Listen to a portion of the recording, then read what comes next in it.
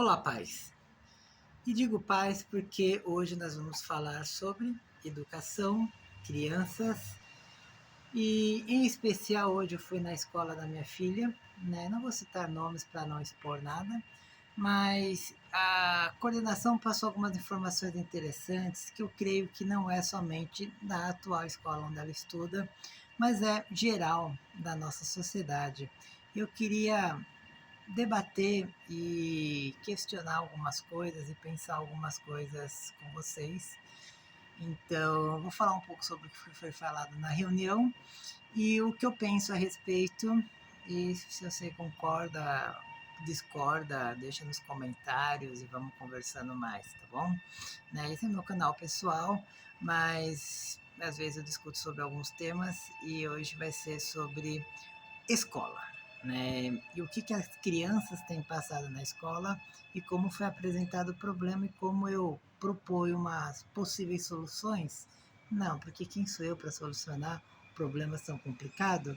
Mas ideias são sempre bem-vindas, então deixa aqui nos comentários também. Primeiramente, depois que eu tenho acabado de passar, É, primeiramente, a escola apresentou algumas necessidades, alguns problemas, que o mais engraçado ou triste foi ver os dois lados da moeda, porque alguns problemas que a escola apresentou, que nós pais, a gente até achava que era algum desleixo da escola, a escola apresentou primeiro e a gente ficou até constrangido, eu, por exemplo, fiquei constrangido em levar o problema que a gente percebeu, né? Por exemplo, a escola, nos grupos dos pais a gente ouviu falar sobre sujeira, vazamento de banheiro, essas coisas. E a gente ia em algum momento falar sobre isso para a coordenadora, né, falar que, meu, o que acontece com o banheiro está sempre quebrado? E a escola, ao contrário, ela nos mostrou primeiro o problema sobre a ótica da escola e a gente entendeu o problema, que é o quê? Que todo dia a escola está tendo que praticamente refazer e comprar os hidrantes, as válvulas de descarga. Mas por quê? Porque todos os dias os alunos quebram, eles desparafusam as válvulas e danificam o banheiro propositalmente. Então a escola não sabe mais o que fazer e como resolver. E talvez alguns de vocês estão pensando, pô, mas esses meninos não têm o que fazer. Não, é no banheiro das meninas. Eu, quando era criança, fui levado, fiz algumas artes desse tipo, né? Afinal, não era nenhum santinho, mas não era todo dia, né? E por que que meninas quebram banheiro todo dia na escola? Detalhe, né? E fica vazando, fica tal, e a escola, né, mostrou isso e estava na nossa lista de problemas a ser exposto, mas a escola veio com o problema de uma outra forma, né? Então isso foi uma surpresa que aí me fez várias pensar, assim como também a escola trouxe algumas outras questões. E uma coisa que eu achei bem interessante é que a escola, bem sabiamente, ela separou o problema por faixa etária, não, por ano escolar. Ou seja, os alunos da sexta série têm esse problema. Os alunos da sétima série, esse. Oitava, nono, o ensino médio.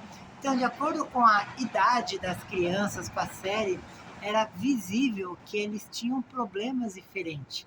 Lógico, né? O ensino médio e nono ano, né? Tem muita questão do namoro, né, etc. Já as idades mais, as séries com idade menor, tem mais a questão do abuso de autoridade, desrespeito, bagunça na sala de aula.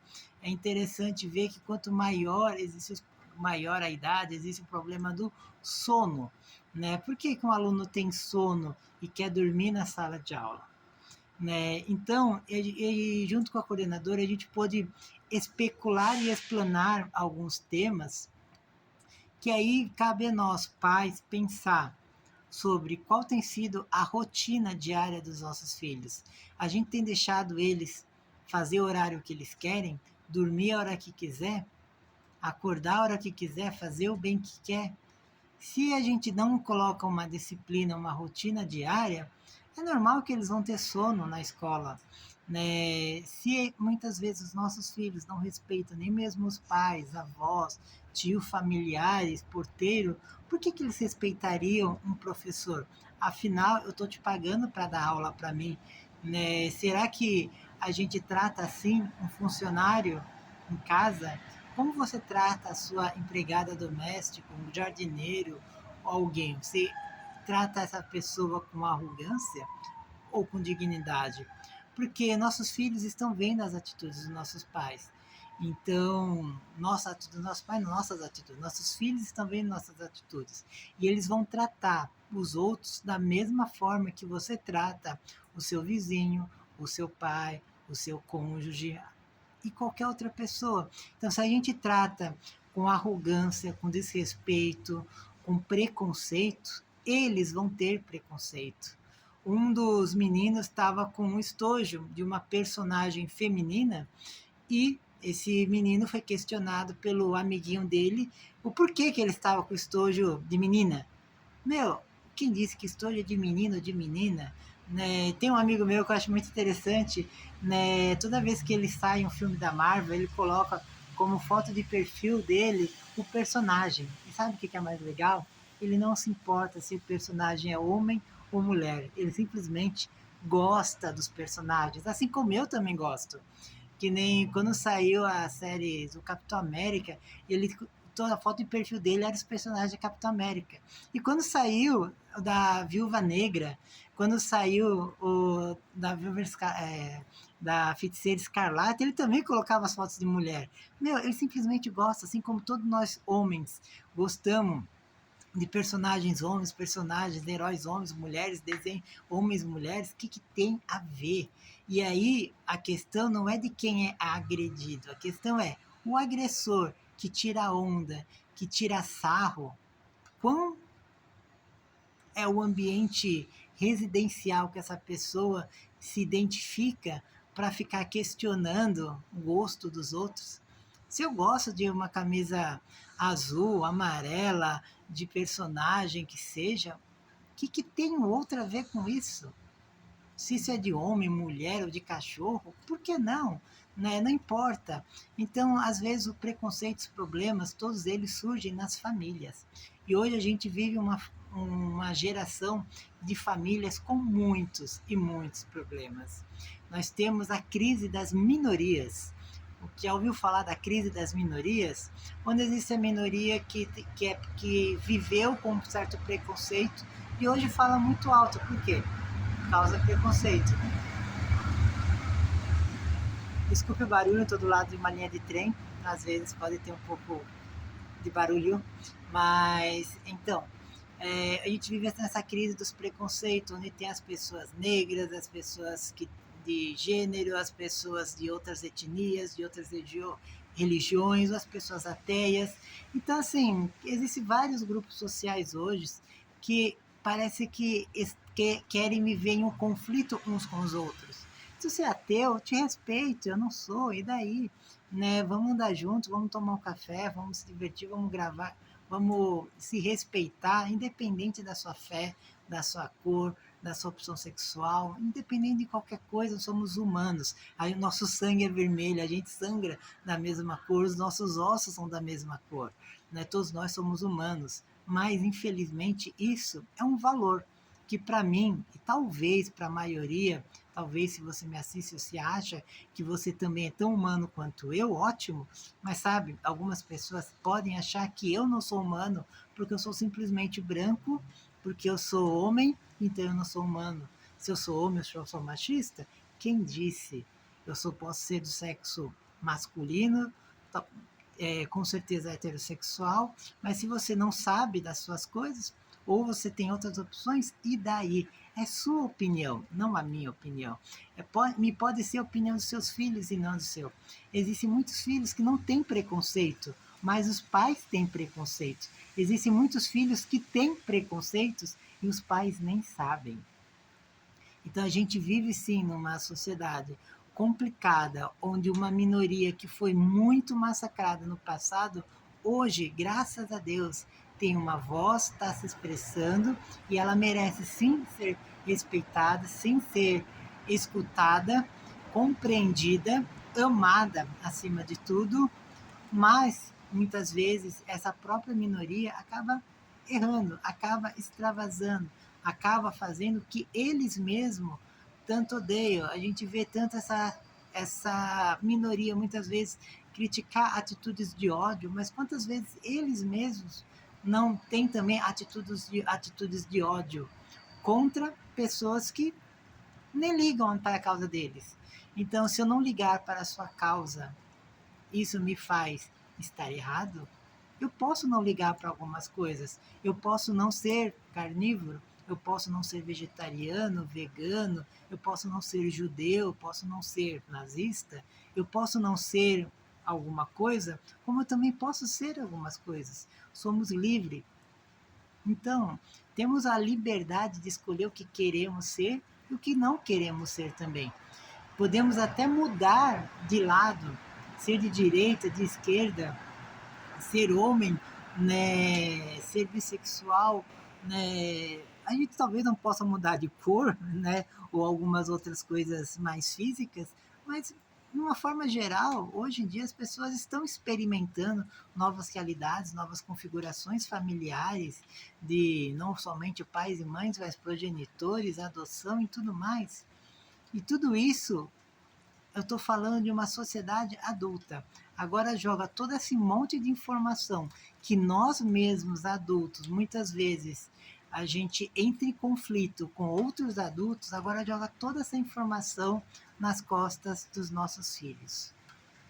Com tanta TV, com tanto filme, com tanta coisa expressando, falando, criticando, pregando ideologias e conflitos. E também não precisa ir muito longe, a gente está vindo de 2 anos trancados dentro de casa na pandemia. Já parou para pensar o que isso gerou na cabeça dos seus filhos? O quanto eles não puderam se relacionar com outras crianças da idade deles, normais, comum? Então, isso claramente gera uma infantilização, mas eles estão grandes. Ou seja, adolescentes estão se portando como crianças. Então, eles fazem brincadeiras de tapa. Crianças de 7º, 8º anos brincam com brincadeiras mais agressivas, mas isso é brincadeira de quê? De 4º, 5º ano, mas isso está acontecendo mais para frente. Né? Então, a infantilização está muito alta. As crianças não estão sabendo se respeitar, elas usam muitas vezes de palavrões que talvez elas nem falem em casa, mas para se sentir pertencente a um tribo, ser descolado, se aparentar, elas falam em sala de aula, elas tentam desrespeitar o professor, mas qual é a referência de um professor? Qual é a referência de um funcionário? É um escravo? É um funcionário dela, onde ela manda, desmanda? Hoje a gente vive numa sociedade que, se eu quero isso, eu vou e compro, eu pego. O cardápio é a internet, a um clique de distância, a gente assiste, vê qualquer coisa. E se a gente não quer ver, a gente vai somente seleciona o que a gente quer ver. Mas e a matéria de português? É a de história, de geografia, de ciências? Você quer ver? Você é obrigado a ver. Você é obrigado a estudar. Os nossos filhos são obrigados, nós fomos obrigados. Mas se a gente não acostumou os nossos filhos com as escolhas e a fazer as coisas que eles não querem, como que na escola eles vão estudar matérias que eles não gostam? Se tudo que eles não gostam, os pais os privam de sentir o desprazer do não gostar, e na escola, como que vai ser? A gente tem sim que aprender a lidar com frustração. Na minha época, quando eu fui criado, né, quando eu não queria comer o que tinha em casa, meu pai, sem nenhuma dó, falava: é o que tem. Tá bom. Mas eu não gosto. Então não come. Vai ficar com fome. É o que a sua mãe fez. É o que eu pude comprar. E é isso. Então, hoje, muitas vezes, nós temos criando crianças, uma geração mimada. Mas eu não gosto disso. Mas a cantina não tem o que meu filho quer. Meu, a vida não tem o que eu quero. A vida não tem o que você quer. O mundo não é como a gente quer. Aceita, dói menos. Né? Olha a sociedade como que está um caos hoje em dia, nessa polarização, onde a nossa omissão por falar sobre religião e política gerou hoje uma confusão religiosa e política, onde ninguém quer mais discutir, virou um tabu novo, onde é pisar em ovos falar sobre religião e política. Por quê? Porque você vê muito extremismo religioso e político.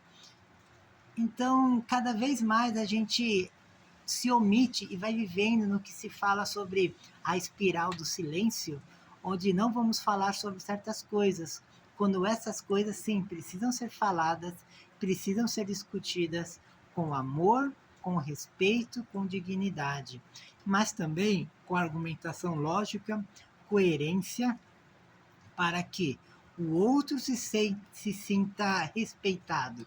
Precisamos ter empatia.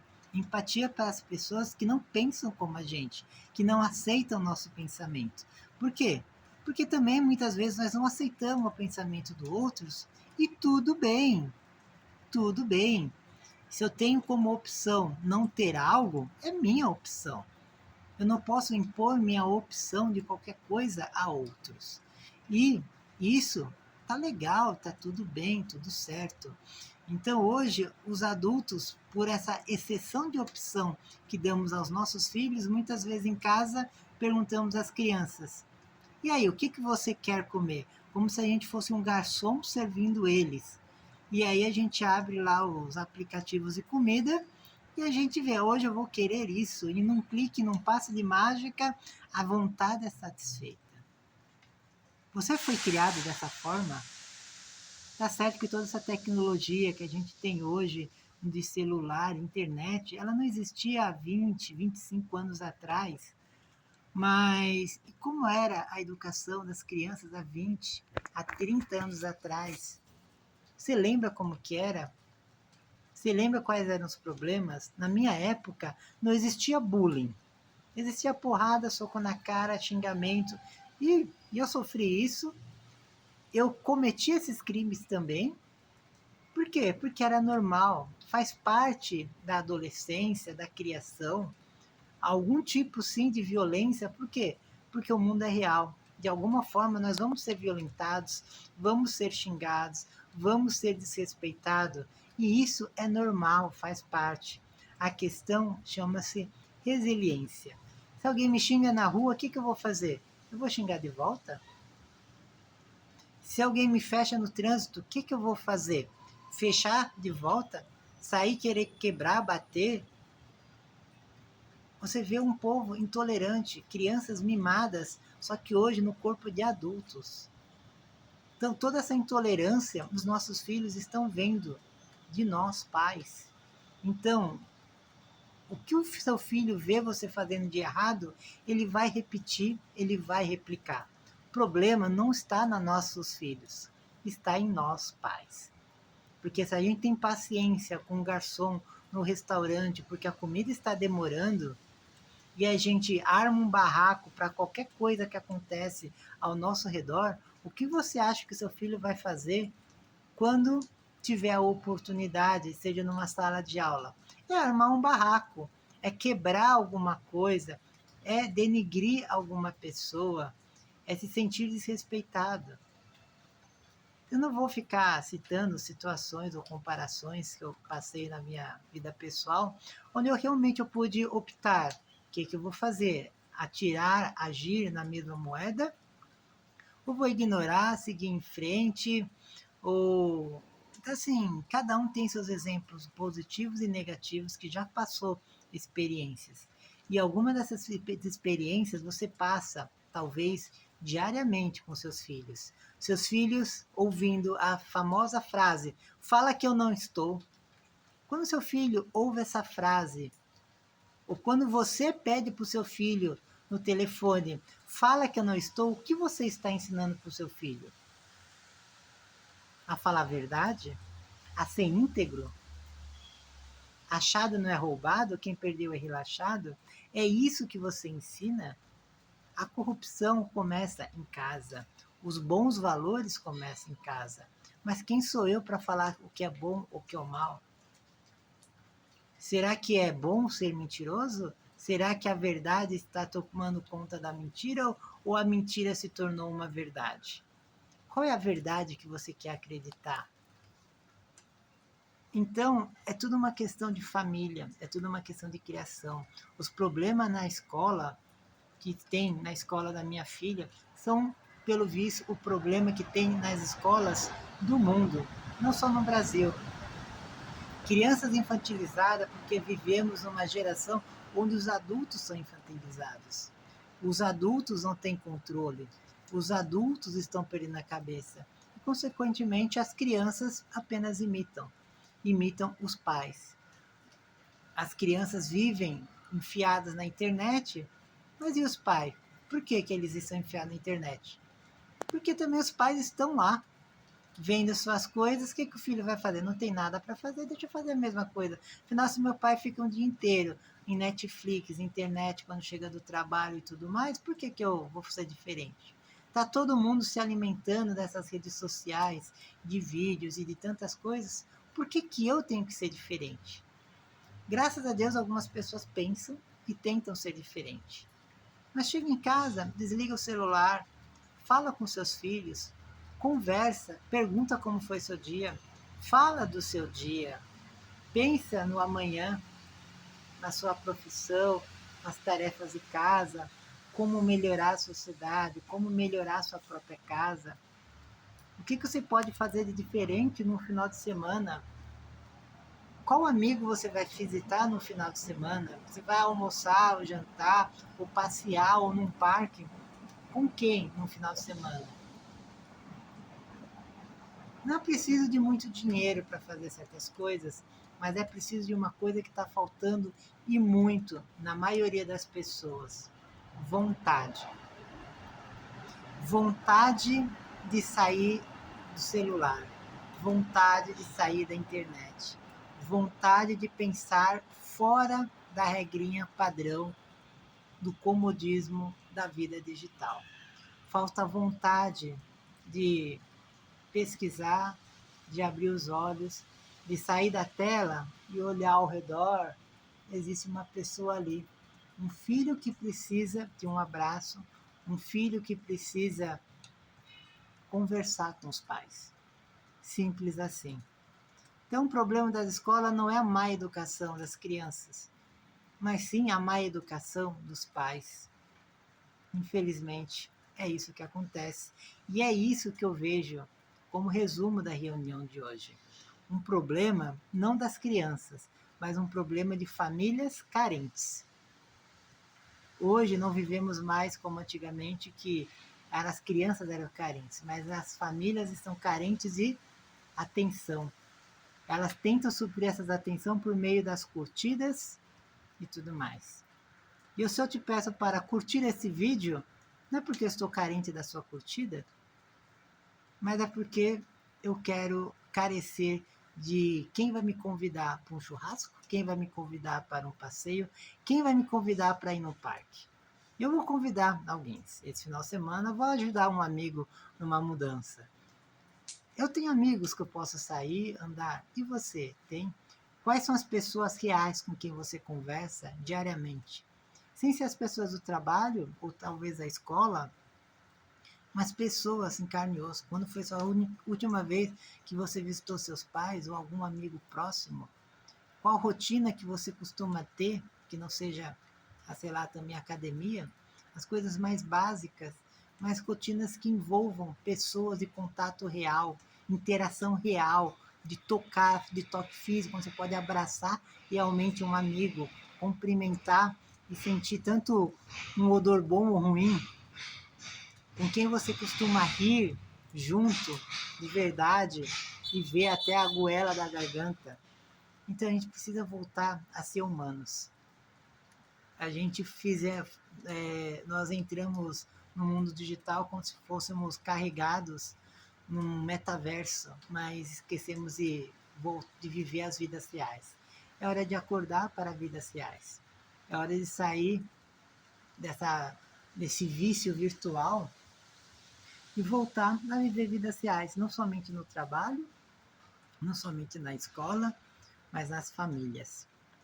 Nossos filhos precisam da gente. Então, por hoje, essa é a principal mensagem que eu quero passar. Independente da escola, pública, particular, não importa. Nossos filhos precisam da gente, nossos filhos precisam de atenção. E se nós adultos, com nossos problemas, estamos perdidos, imagina os nossos filhos.